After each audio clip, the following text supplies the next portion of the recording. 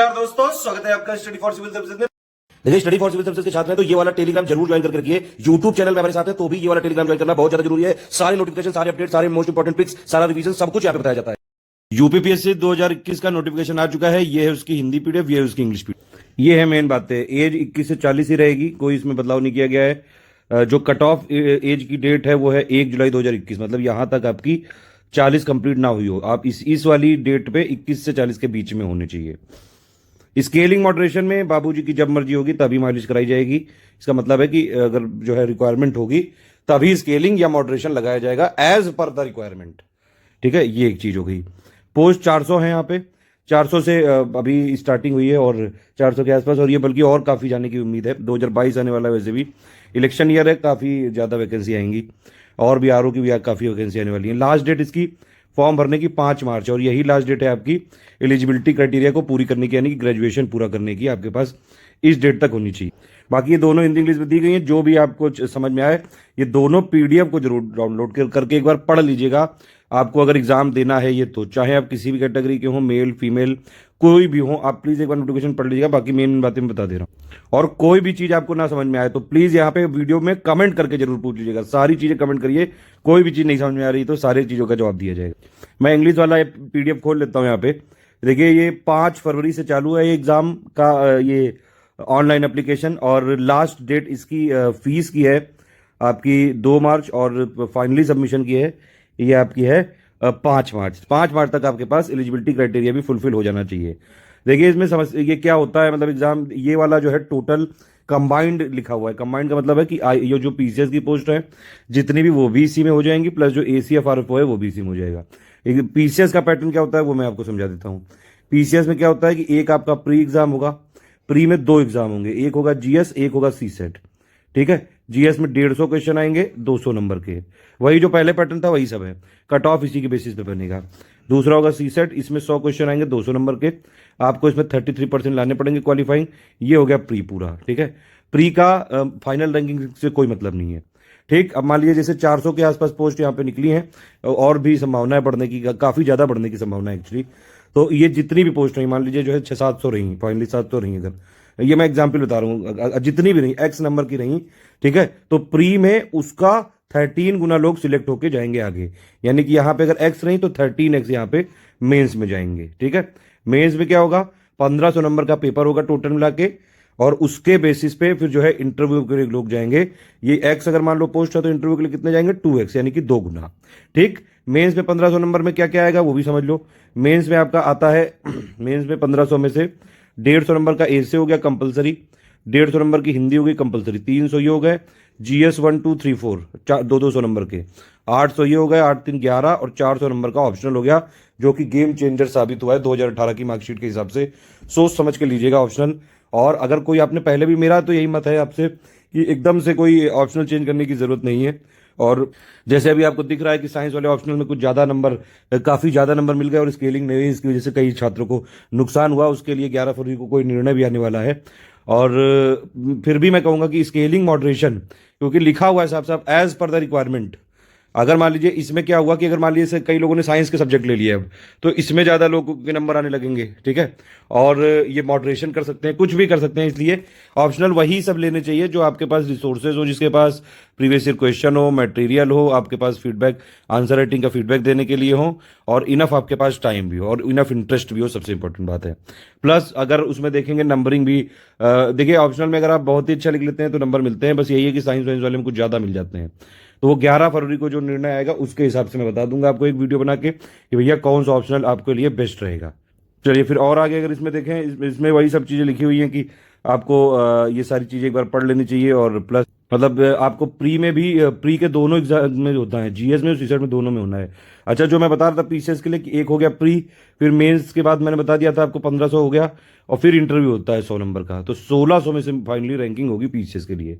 ठीक है, ये है प्रोसेस टोटल मिला के पीसीएस। बाकी यहाँ पे ये सब लिखा है कि भैया अपना एलिजिबिलिटी क्राइटेरिया देख ले, अगर कोई भी ऐसी स्टेज पाई गई जहाँ पे आपने कोई इन्फॉर्मेशन छुपाई, और कोई भी आपने जो है इन्फॉर्मेशन छुपाई, तो आयोग कस के होकेगा आपको और हटा देगा, मतलब आपका कैंडिडेचर कैंसिल कर दिया जाएगा, सिंपल बात ये है।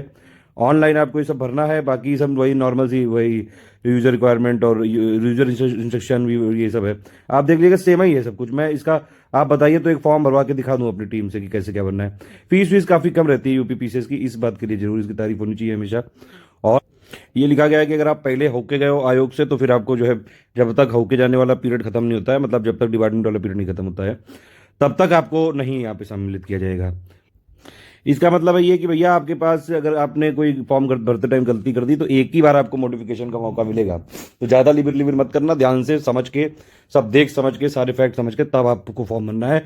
उसमें भी ये है कि भैया अगर आपने नेम ऑफ एग्जामिनेशन और type of recruitment, registered mobile number, email ID, Aadhaar card और जहाँ पे आपने फीस ज़्यादा जमा कर दी या कम जमा कर दी तो उसमें तो आपको नया फॉर्म ही भरना पड़ेगा। इनके अलावा कोई गलती हुई तो एक बार आपको सिर्फ अपॉर्चुनिटी दी जाएगी कि अपना जो लिबिर लिबिर किया था, जो रायता आपने फैलाया था, उसको संभालो।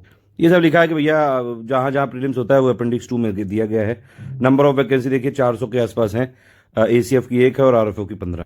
ये बढ़ेंगी, वैसे ये बढ़ेंगी, अभी है ये इंटरनली कई सारी एक्चुअली अध्याचन आने वाले हैं अभी, तो ये जब तक प्री नहीं होता है 13 जून, उससे पहले काफ़ी और बढ़ सकती हैं संभावनाएं तो बहुत। ये सारी इस बार पोस्ट हैं, आप देख सकते हैं, डेप्यूटी कलेक्टर, SDM, ये सब सारा, मतलब SDM DYSP इस बार ऑलमोस्ट सारी पोस्ट है, ठीक है। ये सारी आपके पोस्ट के नाम लिखे हुए हैं और ये फिर उसका ACF और RFO का ग्रेड पे वगैरह दिया हुआ है। रिजर्वेशन के लिए बोला गया है, जो SC ST OBC होता है वो सिर्फ यूपी का माना जाता है और इकोनॉमिकली वीकर सेक्शन भी यूपी का ही माना जाएगा। यहाँ पे EWS वाली जो कैटेगरी है वो यूपी के लोगों को ही मिलेगा, ये एक चीज़ है। बाकी हॉरिजॉन्टल रिजर्वेशन ये सब सेटल किया जाएगा वैकेंसी में, और बाकी ये जो महिलाओं वाला है वो तो वही रहेगा कि भैया जो फीमेल हैं वो दूसरे स्टेट की भी है उनको भी रिजर्वेशन मिलेगा फीमेल रिजर्वेशन में, ठीक। लेकिन आप देख सकते हैं लिखा हुआ है SC ST OBC और EWS और dependent of freedom fighter, PH और एक्स सर्विसमैन जो कि परमानेंट रेसिडेंट नहीं है यूपी के, उनको रिजर्वेशन या फिर एज रिलैक्सेशन का बेनिफिट नहीं मिलेगा। ज़्यादा जवान और जोशीले अगर आप हैं तो फिर आपको यहाँ पे डिबार कर दिया जा सकता है। और कुल मिला के सॉरी माफी चाहूँगा कि एक से ज़्यादा अगर आपने शादी कर रखी है तो आपको अलाउड नहीं किया जाएगा, एलिजिबल नहीं होंगे आप। खैर ये सब जो है कुछ एडिशनल क्वालिफिकेशन वाली पोस्ट है, स्पेशल क्वालिफाइंग पोस्ट है ये, और इनके लिए जो है आपको ये वाली क्वालिफिकेशन भी होनी चाहिए। सामने आप लिखा है, पढ़ लीजिएगा एक बार, ठीक है। मेन बातें बता रहा हूँ मैं, सारी चीज़ें आपको पढ़नी तो चाहिए पूरी एक बार, काफ़ी सारी इन्फॉर्मेशन होती है, वो पूरी अगर इन्फॉर्मेशन देने में तो 3-4 घंटे लग जाएंगे। मैं मेन बातें बता रहा हूँ। देखिए DSP की रिक्वायरमेंट आप देख लीजिए, और डिस्ट्रिक्ट कमांडेंट होम गार्ड की देख लीजिए, प्लस आप सुप्रिटेंडेंट जेल की देख लीजिए, excise inspector, deputy jailer, plus ठीक है youth welfare, district youth welfare, और प्लस उसके लिए फीमेल का ये सब लिखा हुआ है, और बाकी फिजिकल स्टैंडर्ड लिखे हुए हैं ACF RFO के लिए। एक बार देख लीजिएगा ये, ठीक है। ये सब चीज़ें जरूरी देखना। एज लिमिट मैंने आपको यहाँ पे दिखा दिया कब है, 1 जुलाई 2021 ये है कट ऑफ डेट, ठीक। और PH कैंडिडेट के लिए मैक्सिमम एज लिमिट है 55 ईयर।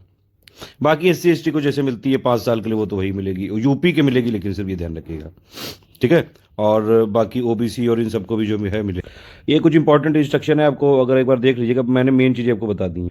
डेट ऑफ बर्थ के लिए आपका हाई स्कूल का सर्टिफिकेट ही लगेगा बस, ठीक है। ये इंपॉर्टेंट चीज़ लिखिए, आप देख सकते हैं 13 टाइम्स कैंडिडेट यहाँ पर सक्सेसफुल किए जाएंगे और मेंस में 2 टाइम्स इंटरव्यू के लिए, ठीक है।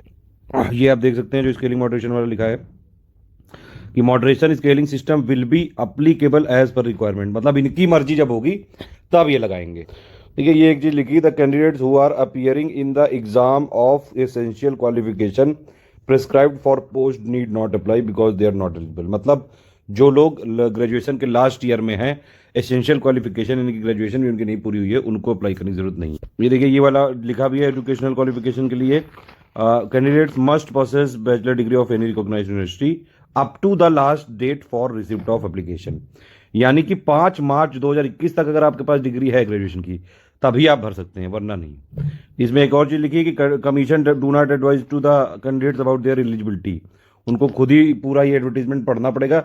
आयोग खुद बोल रहा है कि भैया इसको ध्यान से पढ़ो इस नोटिफिकेशन। बाकी ये कुछ सर्टिफिकेट दिए हुए हैं जिसका अगर कोई ज़रूरत हो तो यहाँ पे आप फॉर्मेट देख सकते हैं। ये प्लान मैंने आपको पहले बता दिया भैया कि प्री दोनों के लिए सेम होगा, ACF और PCS के लिए दोनों के लिए, फिर आपका मेंस होगा, फिर आपका जो है इंटरव्यू होगा। इसमें आपको ये मैंने बता ही दिया है कि भैया प्री का पेपर क्या रहेगा, 2-2 घंटे दिए जाएंगे, 9:30 से 11:30 और 2:30 से 4:30, 2:30 मतलब 2:30 से 4:30, ठीक है। पेपर 2 में 33% लाने हैं बस, और दोनों पेपरों में आपको यहाँ पे अपीयर होना इंपॉर्टेंट है। ये आपके कंपलसरी सब्जेक्ट है मेंस के, मैं पहले बता चुका हूँ। ये ऑप्शनल है, इनमें से एक चूज करना है। थोड़ा सा 11 तारीख तक एक जो भी ऑर्डर है वो आ जाएगा, तो स्केलिंग का थोड़ा क्लियर हो जाएगा। उस हिसाब से ऑप्शनल कई लोग जो है बदलना चाहते हैं, तो चाहें तो मैं एक वीडियो बना दूंगा मतलब ऑप्शनल के लिए पूरा, ठीक है। ये प्री का सिलेबस सेम टू सेम है जो पिछली बार था। Current affair, history, geography, polity, economy, environment, science उसी तरह से आएगा, ये टेंशन मत लीजिए।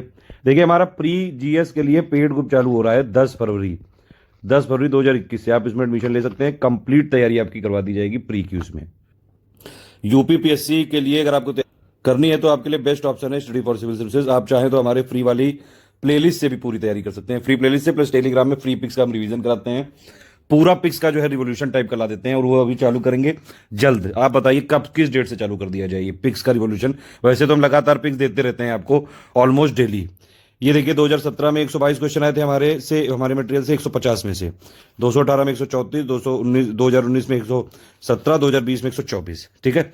और सिलेक्शन जो होता है यूपीपीसीएस में 90 क्वेश्चंस के आसपास हो जाता है, अगर 90 आपने नेट में सही कर लिए। इस बार तो पोस्ट ज़्यादा है, तो थोड़ा बहुत मतलब 88 90 ऐसे ही जाता है। ये पेड ग्रुप में हमारा सिलेक्शन भी देख सकते हैं आप, टोटल और पेड मेंबर्स। 2017 में 98 टोटल हुए, 32 पेड हुए। 2018 में 980 हुए थे टोटल सिलेक्शन, 124 पेड। 2019 में 498 हुए थे टोटल, 114 पेड। 2020 में 600 से ज़्यादा हुए थे प्री में, और टोटल पेड ग्रुप में से 164, करीबन 16.5% का सक्सेस रेशियो है हमारे प्री के पेड ग्रुप में। जितने लोग भी आते हैं यानी कि 16.5 सिलेक्ट हो जाते हैं। बाकी मैंने सिलेबस में एक डिटेल वीडियो बना रखा है प्री का, आप उसको जरूर देख लीजिएगा। प्री में पूरा उसमें सिलेबस बताया गया है, वैसे सिलेबस बिल्कुल सेम टू सेम है। सीसेट में क्या क्या आता है, एक जीएस वाला होगा, उसमें पूरा history, polity, geography, economy, science, environment, current affair, UP GK, miscellaneous वो सब आएगा। सीसेट में इंग्लिश, हिंदी, रीजनिंग, मैथ और इंटरपर्सनल स्किल आएगा, ठीक है। हमारे पेड ग्रुप में सारी चीजें जीएस की करवाई जाएंगी, 35 टेस्ट सीरीज दी जाएंगी, पूरा मटेरियल दिया जाएगा। अभी भी इतना टाइम है कि उसमें पूरी तैयारी करी जा सकती है 10 फरवरी से लेके स्टार्टिंग से। अगर आप उसको देख लें और ज्वाइन कर लें, नहीं भी ज्वाइन करें तो फ्री प्लेलिस्ट जरूर फॉलो करें और फ्री टेलीग्राम फॉलो करें। सीसेट की भी पूरी तैयारी करवाई जाएगी इंटरपर्सनल स्किल को छोड़ के, ठीक है। और डिस्कशन ग्रुप होता है हमारा, उसमें हो जाती है पूरी, ये आप देख सकते हैं। बाकी ये सब मेंस का भी लिखा गया है, हिंदी का वही सेम सिलेबस है, एसे का भी सेम है, जीएस 1 2 3 4 का भी सेम सिलेबस है जो पिछली बार था। और उसके बाद बाकी ये ऑप्शनल का सिलेबस लिखा हुआ है, ठीक है। ये मैंने अलग से एक वीडियो बना के रखा हुआ है, आप उसको देख लीजिएगा। बाकी इसमें से और कोई भी अगर आपको चीज ना समझ में आए तो प्लीज जरूर यहाँ पे कमेंट करके पूछिए।